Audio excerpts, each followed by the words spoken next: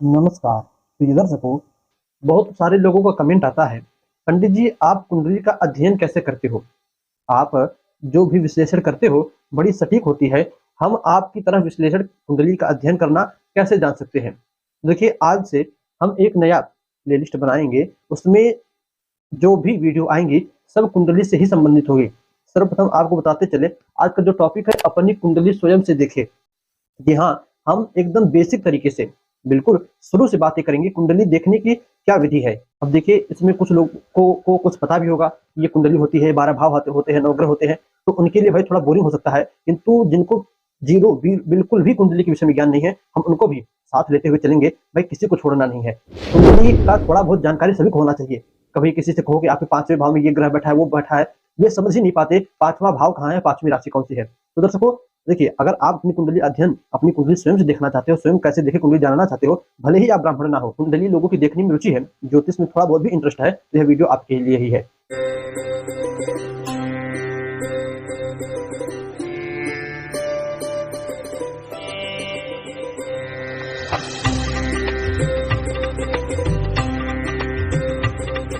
देखिए, सर्वप्रथम कुंडली देखने के लिए जो सबसे महत्वपूर्ण हथियार है, भाई हस्तरेखा का कोई जानकार है तो व्यक्ति का हाथ उसके सामने होता है, वे अपना हाथ बढ़ा दे तो आप उसके हाथ की लकीरों को देखकर हस्तरेखा का ज्ञान ले लोगे।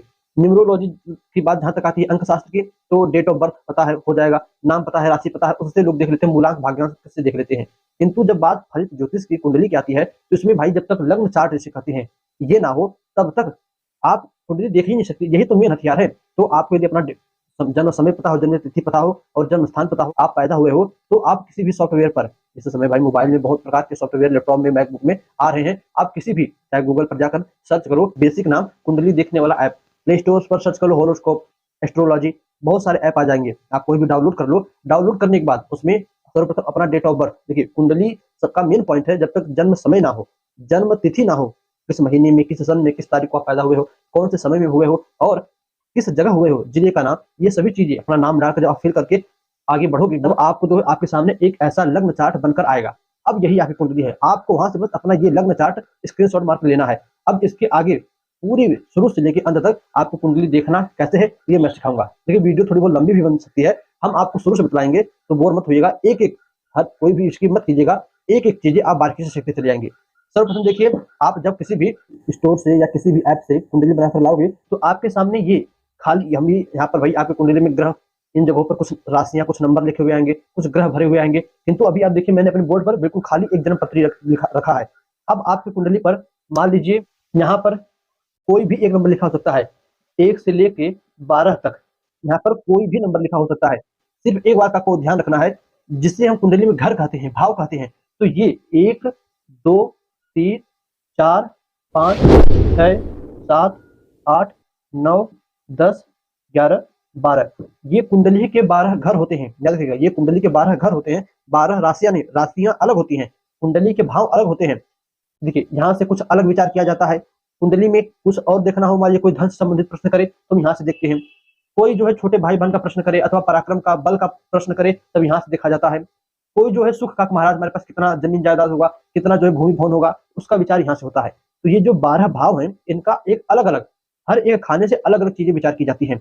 आप समझे, सिर्फ पहले 12 भाव होते हैं, 12 भाव, कुंडली के 12 भाव अलग होते हैं। फिर नंबर आता है 12 राशियों का।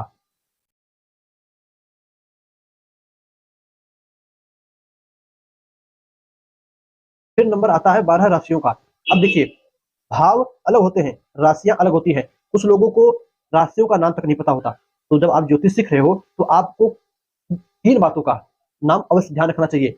पहले 12 खाने, मैं जैसे कहूँ कि 7वें भाव, 7वां भाव, तब आपकी तुरंत समझ आ जाना चाहिए कि 7वां भाव 1, 2 ये है, 1, 2, 3, 4, 5, 6, 7, ये 7वां भाव है। मैं जैसे कहूँ 10वां भाव या 10वां घर भी कह सकता हूँ, तो आप तुरंत समझिए इसको मैं कह रहा हूँ। तुरंत आप अपना दिमाग जाइए। अब मान लीजिए इन्हीं सब में नंबर कुछ लिखे हों। अब देखिए, जैसे मैंने यहाँ पर कुछ गिनतियाँ, कुछ अंक लिख दिए हैं, नंबर लिख दिए हैं। पहले आप देखिए, यहाँ पर 6 नंबर लिखा है। अब कुछ लोगों के मन में आएगा कि अभी आप इसको पहला घर बता रहे थे, तो यहाँ पे आपने 6 नंबर क्यों लिखा? मैं देखिए फिर कहूंगा, ये भाव है, भाव अलग होता है, और ये जो मैंने 6 नंबर लिखा है, 6 नंबर राशियां होती है। फिर ध्यान रखिएगा, कुंडली में 12 भाव होते हैं और 12 राशियां होती हैं अलग। फिर आपको जो तीसरा नाम याद रखना है, वो है नवग्रह। वो है नवग्रह। आपको इतना तो बेसिक नाम याद रखना ही होगा। पहले कुंडली में 12 भाव होते हैं, इन भावों के नाम कुछ नहीं होते, सिर्फ इनको जो है पहला दूसरा कहकर आप संबोधित कर सकते हो। फिर दर्शकों 12 राशियां होती हैं, जैसे मेघ, वृक, मिथुन, क्रमशः मेघ, वृक, मिथुन, कर्क, सिंह, कन्या, तुला, वृश्चिक, धनु, मकर, कुंभ और मीन। अब कुछ लोग को यदि बोल दो आप एक साथ नाम ले लो, एक साथ में 12 राशियों का यदि आप ले लेते हो तब तो ठीक है, आप ज्योतिष सीख सकते हो, आपके अंदर थोड़ी बहुत जानकारी है, किंतु आप एक साथ में 12 नाम नहीं ले पाते तब आप समझे भी थोड़े आप कच्चे हो। कोई लोग होंगे मेघ, फिर वृक, कन्या, इस प्रकार सोच कर बोलते हैं, तो नहीं, अभी आपकी ज्योतिष बहुत ही अधूरी है। आप मेघ, वृक, मिथुन, कर्क, सिंह, कन्या, तुला, वृश्चिक, धनु, मकर, कुंभ, मीन एक साथ में जब तक 12 राशियों का नाम नहीं बोल देते तब तक कुंडली आप नहीं देख सकते। इसलिए नहीं देख सकते भाई, आपको जब तक राशियों का नाम नहीं याद होगा, जब तक आपको नवग्रह का नाम नहीं याद होगा। अब ग्रहों को ले लीजिए, कुछ लोग नवग्रह का भी नाम पूरा नहीं याद रख पाते। सूर्य, आप सिर्फ दिन याद कर लीजिए, जैसे रविवार, सोमवार, मंगलवार, बुधवार, गुरुवार, शुक्रवार, शनिवार, 7 दिन होते हैं, बस यही 7 ग्रह हो गए। रविवार यानी सूर्य, सोमवार सोम यानी चंद्रमा, सोम चंद्रमा को कहते हैं, रविवार, सोमवार, मंगलवार, मंगल ग्रह, बुधवार, बुध ग्रह, गुरुवार, गुरु ग्रह, शुक्रवार, शुक्र ग्रह, शनिवार, शनि ग्रह। 2 और ऐड कर लीजिए, राहु और केतु। रवि, सोम, मंगल, बुध, गुरु, शुक्र, शनि, राहु, केतु हो गए नवग्रह। तो आपको कम से कम 12 भाव, 12 राशियां और नवग्रह, इनका नाम तो बेसिक है, याद करना ही करना पड़ेगा। फिर दर्शकों नंबर आता है, अब अपनी कुंडली पर आप आ जाइए।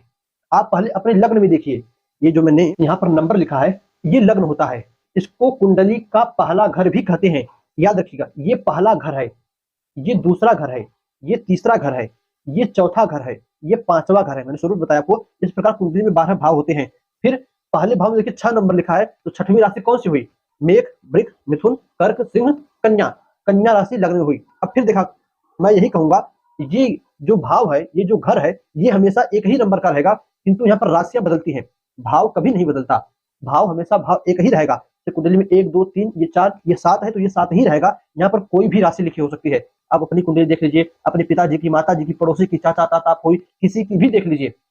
कुंडली का जो भाव होता है वो हमेशा स्थिर रहेगा, वो कभी नहीं बदलेगा। बदलता है सिर्फ राशियां बदलती है। जैसे यहाँ पर मान लीजिए कि यहाँ पर 6 हमने लिखा है, आपकी कुंडली में 1 नंबर लिखा हो सकता है, या आपकी कुंडली में 2, 3, 4, 10, 15, 15 नहीं 12 तक होता है राशियां, तो 12 तक आपके कुंडली में कोई भी नंबर, 1 से लेकर 12 तक कोई भी नंबर लिखा हो सकता है, तो इसको कहते हैं राशियां। चलिए एक हम आपको होमवर्क देते हैं। आप इस चित्र में देखिए, थोड़ा जूम कर दे रहे हैं, इस चित्र में देखिए, इस बोर्ड पर मैंने जहां पर 3 नंबर लिखा है उसे कौन सा भाव कहते हैं? 3 नंबर, इसे कौन सा भाव कहते हैं? एक ये लिखिएगा कि 3 नंबर को अमुक नाम का भाव कहते हैं, पहला, दूसरा, तीसरा भाव कहते हैं, जो भी आपको समझ आवे। फिर दूसरा होमवर्क दे रहा हूं आपको मैं कि तीसरे भाव में कौन सी राशि बनी है। ये 2 आप तुरंत पहले कमेंट कीजिए, आप तुरंत कमेंट कीजिए, 10 सेकंड के लिए वीडियो रोक रहा हूं।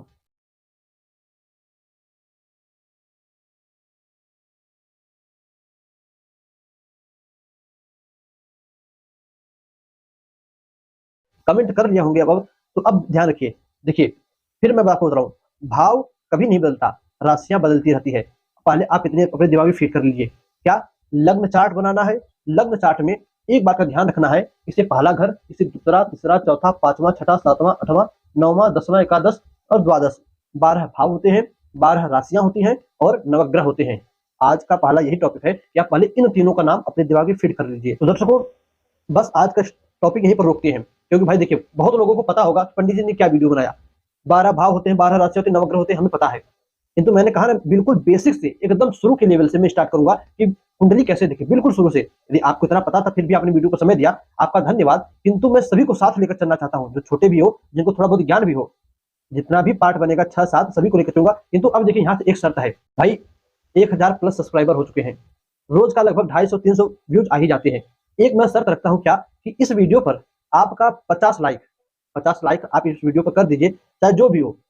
तो अगर 250-300 में से लोग 50 लोग भी लाइक ना करें तो क्या मतलब, तो 50 लोग लाइक कर दीजिए। इसके बाद का हम कोई बहुत ही बेसिक पार्ट लेकर आएंगे वीडियो बनाने का, कि इसके आगे कुंडली कैसे देखे। आगे की वीडियो में हम बात करेंगे कि कुंडली में जो भाव बने हैं, इन भावों का कारक कौन है, जो राशि होती है उन राशियों का स्वामी कौन है, राशिपति कौन होता है।